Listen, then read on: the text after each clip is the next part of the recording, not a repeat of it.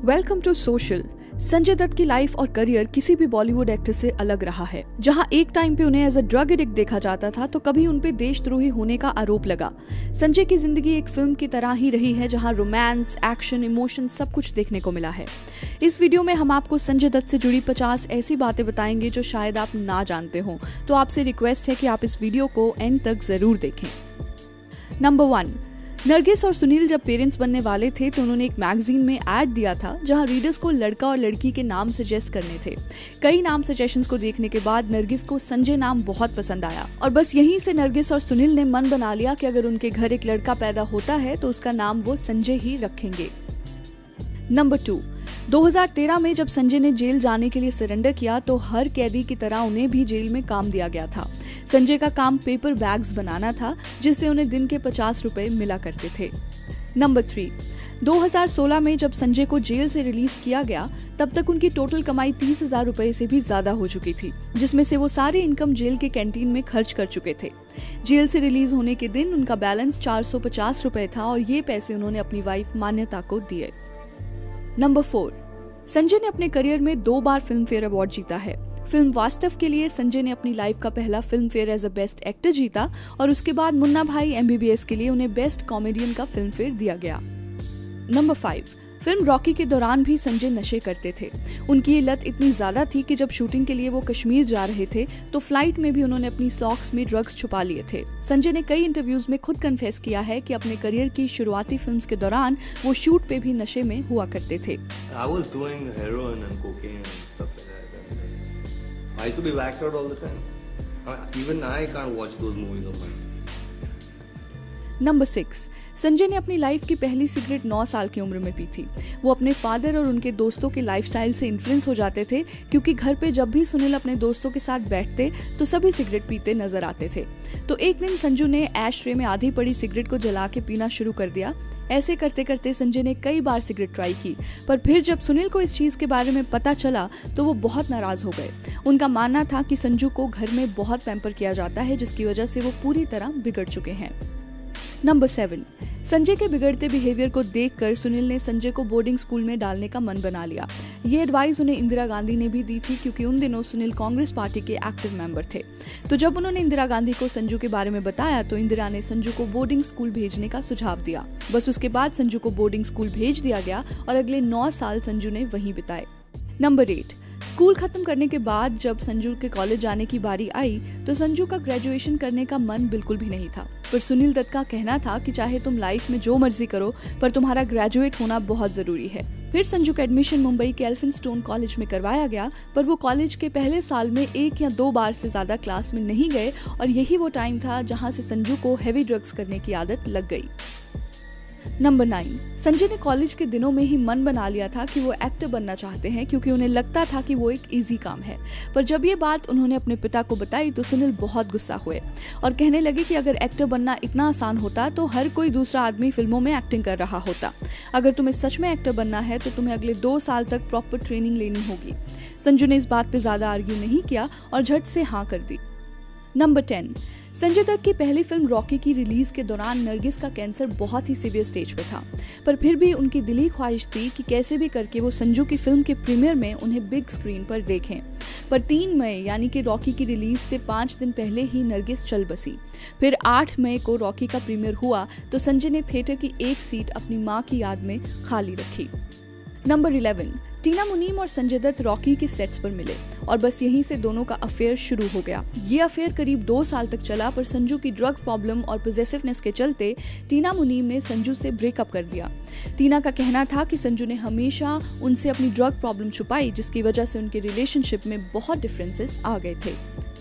Number 12, film Rocky के outdoor shoot के दौरान टीना मुनीम को एक आदमी छेड़ने लगा तो संजू ने उसे पब्लिक में ही मारना शुरू कर दिया। संजू ने इस इंसिडेंट के बारे में कई इंटरव्यूज में बात की है, जहां उन्होंने बताया कि उस टाइम में यंग था और टीना के लिए बहुत प्रोटेक्टिव भी था। जब मैंने देखा कि टीना के साथ कोई बदतमीजी कर रहा है तो मुझसे रहा नहीं गया और मैंने उस आदमी को मारना शुरू कर दिया। नंबर 13, अलग होने के बाद भी संजय टीना के लिए बहुत पॉजेसिव रहे। जब टीना ऋषि कपूर के साथ फिल्म शूट कर रही थी तो उसी दौरान खबरें आना शुरू हो गई कि दोनों का अफेयर चल रहा है। तो संजय अपने दोस्त गुलशन ग्रोवर को लेकर ऋषि कपूर से लड़ने चले गए। जब संजू उनके घर पहुंचे तो नीतू सिंह ने ये सारी सिचुएशन संभाल ली और संजू को एश्योरिटी दी कि ये सब र्यूमर्स हैं, ऋषि और टीना में ऐसा कुछ भी नहीं चल रहा। नंबर 14, टीना से ब्रेकअप के बाद संजू ने किमी कटकर को डेट करना शुरू किया, जो उस वक्त अपने बोल्ड कैरेक्टर्स की वजह से बहुत पॉपुलर थी। पर दोनों का अफेयर कुछ महीनों में ही खत्म हो गया और कहा जाता है कि ये ब्रेकअप भी संजय की ड्रग एडिक्शन की वजह से हुआ था। नंबर 15, संजय की ड्रग प्रॉब्लम दिन ब दिन बढ़ती जा रही थी और एक दिन तो ऐसा भी हुआ कि जब वो सोकर उठे तो उनके नौकर उनकी हालत देखकर रोने लगे। तो संजय ने पूछा कि क्या हुआ है तुम्हें? तो संजय को बताया गया कि वो 2 दिन के बाद उठे हैं। संजू ने उसके बाद रियलाइज किया कि अगर इस प्रॉब्लम का कुछ नहीं किया गया तो वो जल्द ही मर जाएंगे। तो संजू ने हिम्मत करके सुनील दत्त को कहा कि मैं ड्रग्स की लत छोड़ना चाहता हूँ, आप मुझे रिहैब भेज दो। तो इसके बाद संजू को यूएस के रिहैब में भेजा गया, जहाँ वो 1 साल तक रहे। नंबर 16, जब संजय रिहैब में थे तो उन्होंने मन बना लिया था कि वो कभी इंडिया वापस नहीं आएंगे और यूएस में ही कोई छोटा मोटा बिजनेस करेंगे, क्योंकि रिहैब में उनकी दोस्ती एक बिजनेसमैन से हो गई थी जिन्होंने संजू को अपने फार्मिंग बिजनेस में पार्टनरशिप भी ऑफर की थी। पर जब संजू ने ये बात सुनील दत्त को बताई तो सुनील ने संजू से रिक्वेस्ट की कि उन्हें एक बार और फिल्मों में ट्राई करना चाहिए। संजू का मन तो नहीं था, पर वो अपने पिता की बात नहीं टाल पाए और दोबारा इंडिया आकर फिल्मों में काम करने लगे। नंबर 17, संजय रिहैब से आने के बाद अपनी लाइफ डिसिप्लिन से जीना चाहते थे। इसी वजह से उन्होंने बॉडी बिल्डिंग में इंटरेस्ट दिखाना शुरू कर दिया। उनका कहना था कि यूएस में रहते हुए उन्होंने आर्नोल्ड श्वार्ज़नेगर की कई फिल्म्स देखी, जिससे संजू बॉडी बिल्डिंग के लिए इंस्पायर हुए थे। नंबर 18, बॉलीवुड कमबैक के बाद उनकी 2 फिल्म्स रिलीज हो चुकी थी और दोनों ही बॉक्स ऑफिस पर बुरी तरह फ्लॉप रही। संजय को एक हिट फिल्म की जरूरत थी और वो उन्हें मिली एक नए डायरेक्टर के साथ, जिन्हें आज पूरी दुनिया महेश भट्ट के नाम से जानती है। महेश ने संजू को नाम फिल्म में कास्ट किया और ये फिल्म बॉक्स ऑफिस पे तो कामयाब रही ही, पर साथ ही साथ क्रिटिक्स भी पहली बार संजय दत्त की एक्टिंग की तारीफ करते हुए नजर आए। नाम की सक्सेस से ही संजू को कई फिल्म्स ऑफर होने लगी। संजू का मानना है कि महेश भट्ट ने ही उन्हें बॉलीवुड में रीलॉन्च किया है और इस बात के वो हमेशा थैंकफुल रहेंगे। नंबर 19, ईयर 1986 संजय के लिए बहुत अच्छा जा रहा था। उनकी ड्रग प्रॉब्लम बिल्कुल खत्म हो चुकी थी। फिल्म नाम से वो इंडस्ट्री में दोबारा एस्टेब्लिश हो चुके थे। पर सबसे क्रूशियल मोमेंट वो रहा जब उस साल उनकी मुलाकात एक्ट्रेस ऋचा शर्मा से हुई। उस वक्त ऋचा बॉलीवुड में नई आई थी और संजय उन्हें बहुत पसंद करने लगे थे।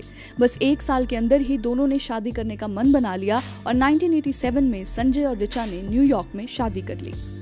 नंबर 20, शादी के बाद 1998 में संजय और ऋचा की फैमिली एक्सटेंड हुई और उनकी डॉटर त्रिशला का बर्थ हुआ। पर 4 महीने बाद ही ऋचा को सिवियर हेडेक्स आना शुरू हुए और पता चला कि उन्हें ब्रेन ट्यूमर है। संजय ने उन्हें न्यूयॉर्क के सेम हॉस्पिटल में एडमिट करवाया जहां नरगिस का इलाज भी किया गया था। संजय के लिए वो वक्त बहुत ही मुश्किल था, क्योंकि एक तरफ उनका करियर टॉप पर चल रहा था और दूसरी तरफ उन्हें बार बार न्यूयॉर्क ऋचा को देखने जाना पड़ता था।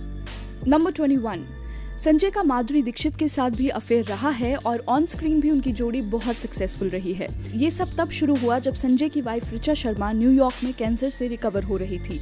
ऋचा ने कई इंटरव्यूज में ओपनली कहा है कि माधुरी दीक्षित की वजह से ही उनकी मैरिज में प्रॉब्लम्स आना शुरू हुई। सोर्सेज की माने तो संजय के जेल जाने की वजह से माधुरी ने उनसे ब्रेकअप कर दिया था और ना ही वो कभी संजय को मिलने जेल गई। इस वजह से संजय और माधुरी ने दोबारा कभी एक दूसरे के साथ कोई भी फिल्म नहीं की।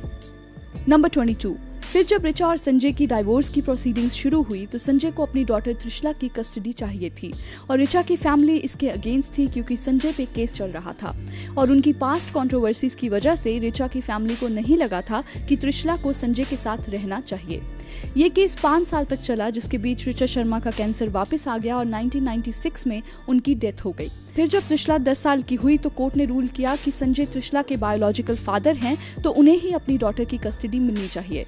पर तब तक संजय और उनकी फैमिली का मन बदल चुका था। उन्हें लगा कि त्रिशला ने 10 साल यूएस में बिताए हैं और वहीं के कल्चर से वो अकस्टम्ड है, तो इसलिए संजय को लगा त्रिशला को यूएस में रहना ही सही होगा और वो जब चाहे यहाँ इंडिया उनसे मिलने आ सकती है। बस ऐसे ही त्रिशला ने अपनी लाइफ यूएस में ही बिताई और आज भी संजय उनसे रेगुलरली कांटेक्ट में रहते हैं। नंबर 23, फिल्म साजन के लिए आमिर खान को अप्रोच किया गया था, पर उन दिनों आमिर किसी फर्स्ट टाइम डायरेक्टर के साथ काम नहीं करना चाहते थे। इसी कारण ये रोल संजय दत्त को दिया गया।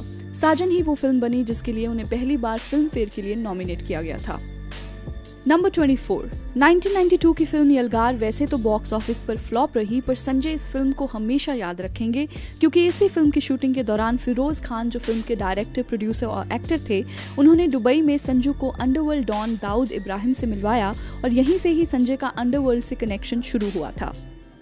नंबर 25, फिल्म सनम के प्रोड्यूसर समीर हिंगोरा और हानिफ कड़वाला, जिनके साथ संजय फिल्म में काम कर रहे थे, ये वो लोग थे जिन्होंने संजय की रिक्वेस्ट पर उन्हें गन्स लाकर दी। संजय को 3 गन्स दी गई थी और कुछ हैंड ग्रेनेड्स, पर संजय ने 1 गन अपने पास रखी और बाकी सामान वापस कर दिया। संजय ने कहा कि ये गन उन्हें अपनी सिक्योरिटी के लिए चाहिए थी। नंबर 26, फिर जब बॉम्बे में ब्लास्ट हुए तो उसके बाद समीर और हानिफ को अरेस्ट किया गया और पता चला कि दोनों अंडरवर्ल्ड डॉन अबू सलेम के लिए काम कर रहे थे और बॉम्बे अटैक में इस्तेमाल हुए हथियार भी इन्हीं लोगों के थ्रू सप्लाई करवाए गए थे। तो इसी कनेक्शन में संजय को भी अरेस्ट किया गया। नंबर 27, संजय को जब कोर्ट में पेश किया गया तो उन्होंने अपने डिफेंस में कहा कि उन्होंने ये गन्स अपनी फैमिली की सेफ्टी के लिए खरीदी थी, क्योंकि बाबरी मस्जिद के दंगों के दौरान सुनील दत्त को डेथ थ्रेट्स आना शुरू हो गए थे। तो जज ने संजय की कहानी पर यकीन नहीं किया क्योंकि संजय के पास ऑलरेडी 3 लाइसेंस्ड गन्स घर पर थी, तो इसलिए कोर्ट नहीं मान रहा था कि संजय को चौथी गन की क्या जरूरत पड़ गई, जिसकी वजह से उन्होंने इल्लीगल जरिए से गन्स मंगवाई। इसके बाद संजय पर केस चला और उन्हें 1993 में जेल की सजा हुई। नंबर 28, जब 1993 में खलनायक रिलीज हुई तो उस वक्त संजय जेल में थे और फिल्म को प्रमोट करने के लिए सुभाष घाई ने संजय के जेल में होने का फायदा उठाया। उन्होंने खलनायक की tagline yes I am the villain को प्रमोट किया और फिल्म का बज़ कुछ इस तरह बनाया जैसे संजय रियल लाइफ में विलन हो। इन्हीं सब कारणों की वजह से खलनायक बॉक्स ऑफिस पर बहुत सक्सेसफुल रही और 1993 की 2nd हाईएस्ट क्रॉसिंग फिल्म बनी। नंबर 29, संजय कभी भी पाठ पूजा पर ध्यान नहीं देते थे, पर जेल जाने के बाद संजू स्पिरिचुअल हो गए और वहीं से उन्होंने रामायण, हनुमान चालीसा, गीता पढ़ना शुरू किया। संजू का कहना है कि जेल की वजह से उन्हें अपनी लाइफ की असल वैल्यू पता चली है। नंबर 30, जेल में सजा काटते हुए जब रक्षाबंधन का दिन आया तो ऐसा पहली बार हो रहा था कि संजय दत्त अपनी बहनों से दूर थे, इसीलिए उनकी बहन टीना दत्त संजू को जेल में राखी बांधने आई। राखी बंधवाने के बाद संजू ने टीना को जेल के लंच कूपन दिए जिससे दिखाकर कैदियों को खाना मिलता था। संजू ने इन कूपन्स के लिए 2 वक्त का खाना मिस किया था और ये देखकर टीना की आंखों में आंसू आ गए। टीना ने आज भी संजू के ये गिफ्ट संभाल कर रखे हुए हैं। नंबर 31, माधुरी के बाद संजय की लाइफ में रिया पिल्लई की एंट्री हुई। रिया एक एडवर्टाइजमेंट मॉडल हुआ करती थी और संजय जब जेल में थे तो रिया हमेशा उनसे मिलने आया करती थी। वहीं से दोनों की क्लोजनेस शुरू हुई और 1998 में संजय ने रिया से शादी कर ली। नंबर 32, संजय ने रिया को वैलेंटाइंस डे के दिन प्रपोज किया और उसी दिन किसी को बिना बताए मंदिर में शादी कर ली। इवन सुनील दत्त को भी संजय ने शादी के बारे में नहीं बताया। सुनील को खुद ये बात न्यूज में पता चली, पर सुनील हमेशा की तरह संजय के लिए बहुत खुश थे। नंबर 33, शादी के कुछ सालों बाद ही रिया और संजय दोनों के एक्स्ट्रामैरिटल अफेयर्स की खबरें आना शुरू हो गई। जहां रिया लिएंडर पेस को डेट करने लगी तो इसके बाद से ही संजय ने भी इस मैरिज पर गिव अप कर दिया और कई सालों तक दोनों बिना डाइवोर्स के अलग रहे। फिर 2005 में संजय और रिया का ऑफिशियली डाइवोर्स हो गया। नंबर 34, फिल्म वास्तव का फेमस क्लाइमेक्स सीन जहां रघु अपनी मां के हाथों मौत मांग रहा होता है, उस सीन को संजय ने एक टेक में खत्म किया था। संजय का कहना था कि ये सीन बहुत ही मुश्किल था और इसमें अगर बार बार कट्स लिए जाते तो पूरे सीन की इंटेंसिटी खत्म हो जाती। तो इसलिए संजय ने डायरेक्टर महेश मंजरेकर को कहा कि ये सीन उन्हें एक ही टेक में लेना चाहिए। मंजरेकर ने उनकी बात मान ली और इस सीन को 7 कैमरा से शूट किया गया था। नंबर 35, वास्तव की फिल्म प्रमोशंस के दौरान संजय ने रिवील किया कि वो अमेरिकन एक्टर एल पचिनो की फिल्म स्कारफेस से बहुत इंस्पायर्ड थे और चाहते थे कि कुछ वैसा ही कैरेक्टर वो वास्तव से बॉलीवुड में ऑडियंस के सामने लाएं। वास्तव बॉक्स ऑफिस पर बहुत कामयाब रही और सबने संजू की एक्टिंग की तारीफ भी की और साथ ही साथ उनकी लाइफ का पहला फिल्म फेयर अवार्ड उन्हें वास्तव के लिए ही मिला था। नंबर 36, ईयर 2000 में वो कॉल रिकॉर्डिंग सामने आई जहां संजय अंडरवर्ल्ड डॉन छोटा शकील से बात करते नजर आए। एक चीज बोलूं आपको, वो चिकना जो है करिश्मा को फोन करके बोलता है कि तेरी माँ की चूत, मेरे आदमी आके तेरी माँ चूत के लेके चले जाएंगे। बस ये क्या होता है आप सोचिए भाई, ज्यादा दिन नहीं है जी। और मैं अगर जी बस ये दुआ करूँ लगे मैं जी, ज्यादा दिन नहीं है। अभी अगर ये आ जाता ना जी तो मैं समझता हूँ तुम लोगों के लिए खुशखबरी थी वो। बिल्कुल समझ में आया कि नहीं? जी। इससे साफ था कि जेल के बाद भी संजय के अंडरवर्ल्ड से कनेक्शंस थे और उन्होंने कई बार इस कॉल रिकॉर्डिंग के बारे में बात की है और उन्होंने कहा कि उन दिनों बॉलीवुड को अंडरवर्ल्ड के लोग बहुत डोमिनेट करते थे, तो उसी डर से सभी एक्टर्स, प्रोड्यूसर्स, डायरेक्टर्स अंडरवर्ल्ड से कनेक्टेड हुआ करते थे। नंबर 37, फिल्म मुन्ना भाई MBBS की पहली चॉइस शाहरुख खान थे और संजय को जिमी शेरगिल का रोल ऑफर किया गया था, पर शाहरुख को नहीं लगा कि वो मुन्ना भाई के कैरेक्टर में फिट बैठेंगे, इसलिए उन्होंने इस फिल्म को रिजेक्ट कर दिया और फिर इस लीड रोल में संजय दत्त को देखा गया। और यहाँ से संजय दत्त के करियर को एक इमेज मेकओवर मिल गया, क्योंकि मुन्ना भाई MBBS बॉक्स ऑफिस पर बहुत ही सक्सेसफुल रही और संजू आज मुन्ना भाई के कैरेक्टर से हर जगह जाने जाते हैं। नंबर 38, मुन्ना भाई MBBS वो फिल्म बनी जिसमें संजय और सुनील दत्त पहली बार किसी मूवी के सीन में साथ दिखे। इससे पहले फिल्म रॉकी और क्षत्रिया में भी सुनील दत्त और संजय ने एक ही फिल्म में काम किया है, पर कोई भी सीन में वो एक साथ नहीं थे।